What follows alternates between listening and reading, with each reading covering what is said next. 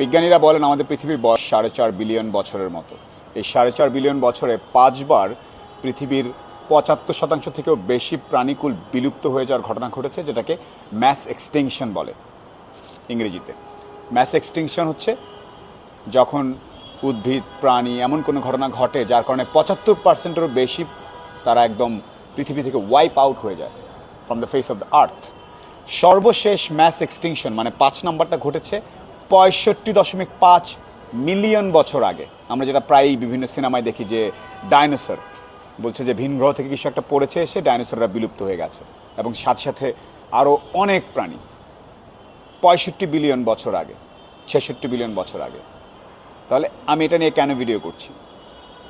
অনেক গবেষক এবং বিজ্ঞানীরা বলছেন এই মুহূর্তে, আজকে এবং গত 25, 30, 40 বছর ধরে 6th ম্যাস এক্সটিংশন চলছে। 6 নাম্বার ম্যাস এক্সটিংশন চলছে। এক্সটিংশন মানে কি? ন্যাচারাল প্রসেসে তো প্রাণী, উদ্ভিদ, ব্যাকটেরিয়া এই জিনিসগুলো আসবে যাবে, তারা নাই হয়ে যাবে, এটা ন্যাচারাল প্রসেস।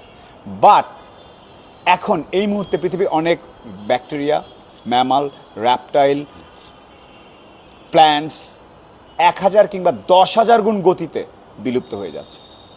কারণ কি? কারণ হচ্ছে, একটু বলে নেই, আপনি যদি মনে করেন যে এই পৃথিবীটা শুধুমাত্র মানুষের জন্যে, তাহলে এই ভিডিওর আগামাথা আপনি কিছুই বুঝবেন না। পৃথিবী মানুষের জন্য না, শুধুমাত্র পৃথিবীতে একদম মাটির গভীরে যে ব্যাকটেরিয়া বা ফাঙ্গাস আছে সেটা থেকে শুরু করে আকাশের প্রাণী মানে আকাশের পাখি থেকে শুরু করে কি বলে ক্রিলস, যেটা নীলতিমি খায়, ক্ষুদ্র সমুদ্রে, সেটারও সমান অধিকার অলমোস্ট।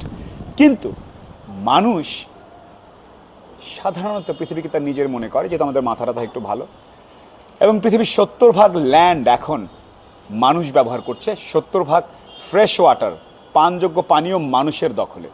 বাকি 30% ল্যান্ড আর 30% পানি বাকি যত গাছপালা, উদ্ভিদ, বাকি সব মিলে তাদের জন্য আমরা রেখেছি। আর এই ঘটনাটা 1970 সালের পর থেকে অনেক ফাস্ট ট্র্যাক্ট হয়েছে। 70 সালের ঘটনাটা কেন এত পিভটাল? এই পৃথিবীতে যে আমাদের সাইজ, আয়তন, যে পরিমাণ রিসোর্স সম্পদ আছে, তা দিয়ে একটা গবেষণা এসছে যে 3.5 বিলিয়ন মানুষকে মোটামুটিভাবে সাস্টেনেবলভাবে খেয়ে পরে বেঁচে থাকার মতো।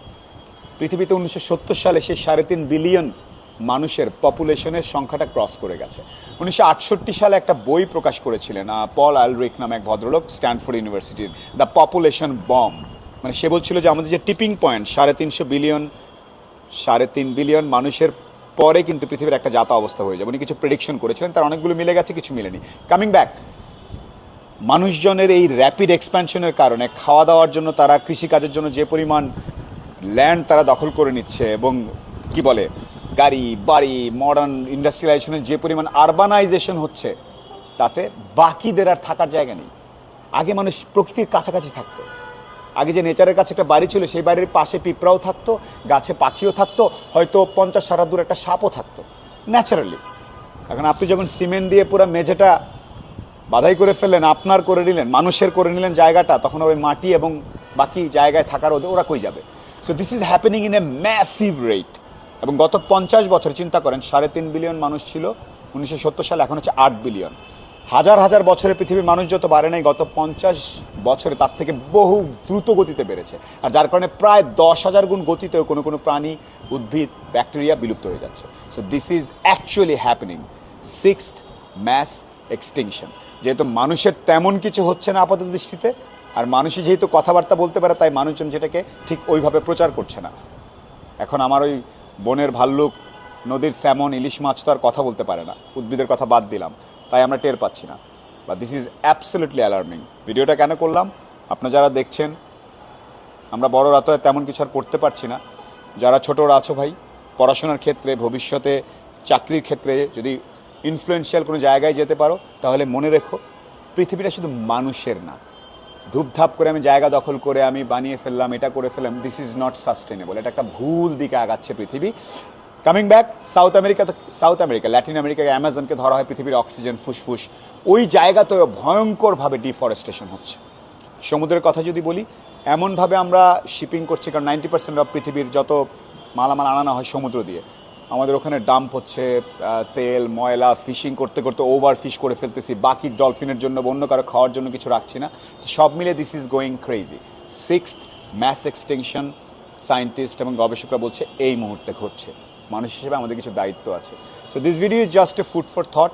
If you guys keep thinking about it, maybe will see an impact. The impact is seriously necessary, and the world, the nations, the economies are not doing much about it. So I hope the future generation will do something about it. পৃথিবী শুধুমাত্র মানুষের না, পৃথিবী প্রতিটি জীবিত অণুজীব থেকে শুরু করে উদ্ভিদ, পাখি সবার। Thank you.